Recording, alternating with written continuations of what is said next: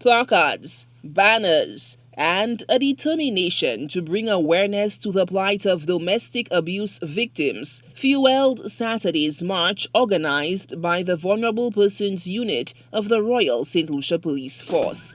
Protesters marched through the tapered streets of Castries to illuminate the hidden and underreported violence perpetrated against the most vulnerable in Saint Lucia. The activity formed part of the 16 days of activism against gender-based violence on the occasion of Human Rights Day. We see sexual abuse, we see physical abuse, we see emotional abuse, and we believe that persons need to be educated on the different forms of domestic violence, and it would create some level of awareness just knowing that domestic violence is a crime in Saint Lucia. For those who showed up to march in solidarity against gender-based violence and violence of all forms, the decision was a no-brainer. I think it is something that is way overboard. I think it is something that careful, that definitely needs attention. Even with the state of gun violence, domestic violence, at this particular stage, something needs to be done, so why not?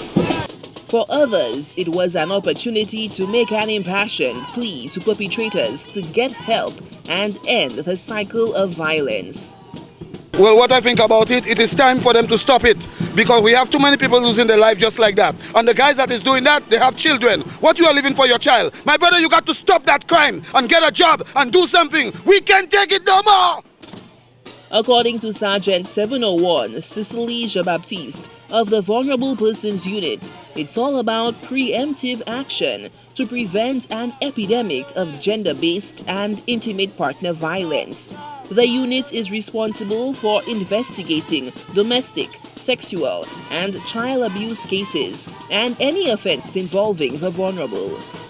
We are there to assist all those who find themselves in situations where they are not able to, represent themselves, especially the children.